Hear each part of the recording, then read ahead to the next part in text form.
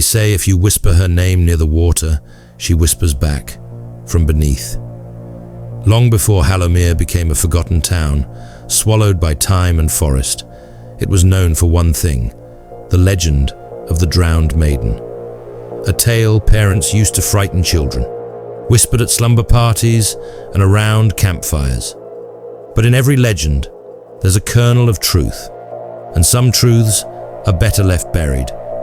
Journalist Avery Cross didn't believe in legends. She believed in facts. After gaining recognition for her exposé on the Cold Creek disappearances, she was hired to host a podcast series, Legends of America.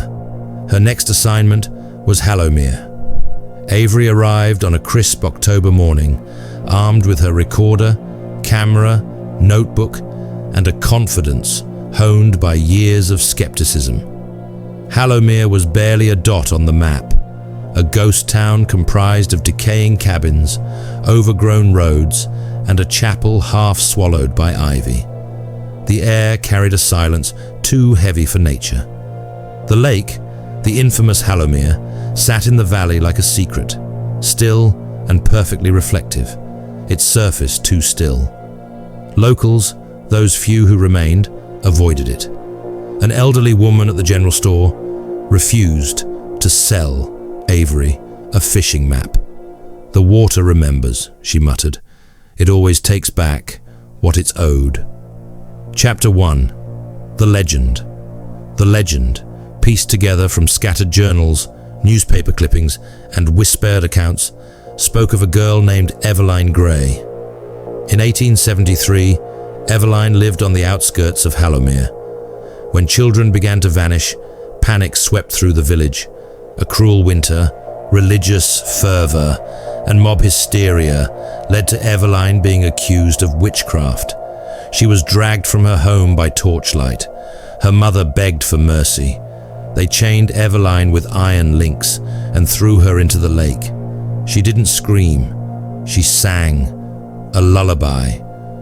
As the waters closed over her, a thunderstorm erupted.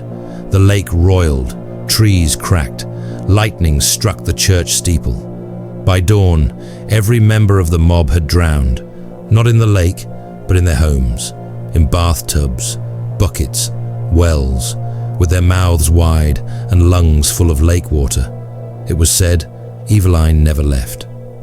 Chapter 2. Hallowed Ground. Avery was fascinated. She recorded interviews, detailing livestock deaths, missing hikers, and even accounts from the 1960s of kids vanishing during a dare to swim across the lake. She catalogued symbols etched into trees, runes, sigils, warding signs. Her podcast built momentum. Listeners were gripped, but her gear began to malfunction. Recordings reversed themselves. Static would interrupt, only to clear for brief, chilling messages. You brought her back. Her camera glitched, showing double images. In one frame, Avery stood alone by the lake. In the next, a woman with soaked black hair stood behind her. Chapter 3. The House in the Hollow. On the fourth day, Avery followed an overgrown path beyond the lake. Locals warned her away, calling it cursed. It led to a rotting farmhouse, its door off its hinges, windows like empty eyes. Inside, dust blanketed everything. But in the basement, she found something untouched. A child's diary. It belonged to Eveline Gray. The final entries were heartbreaking, desperate. Mother says the townspeople fear me. I only see what others cannot. I help when I can, but they whisper. Soon, they will come. The last line was smudged, but the ink had soaked deep. If I must return, I will return with teeth. In a cracked box nearby, Avery found a silver locket. Inside, a lock of hair and a pressed flower, still red. The air in the room turned cold. Her breath misted. Footsteps echoed upstairs. She fled. Chapter 4. The Dream. That night, Avery dreamed she was underwater. She could hear a lullaby, A girl stood before her, hair floating like seaweed, eyes dark as ink. "You hear me now?" the girl said. Avery jolted awake. The locket was around her neck. Her phone had no service. Her car wouldn't start. The GPS spun endlessly. She was trapped. Chapter 5. Echoes. Avery wandered the chapel ruins, looking for answers. She found names etched into the stone floor. The original mob, each name paired with a drowning date.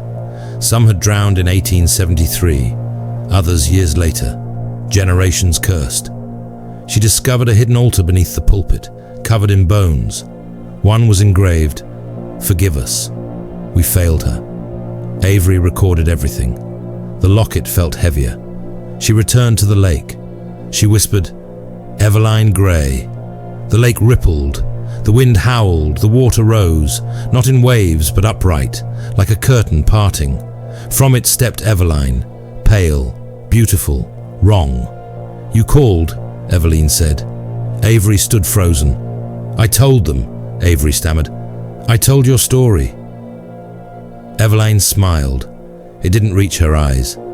"And now you become part of it." Hands burst from the water, dozens. They pulled Avery under. Her scream never reached the surface. Epilogue. The podcast. Weeks later, a podcast episode aired. No intro, no Avery, just static. Then wind. Then a girl's voice.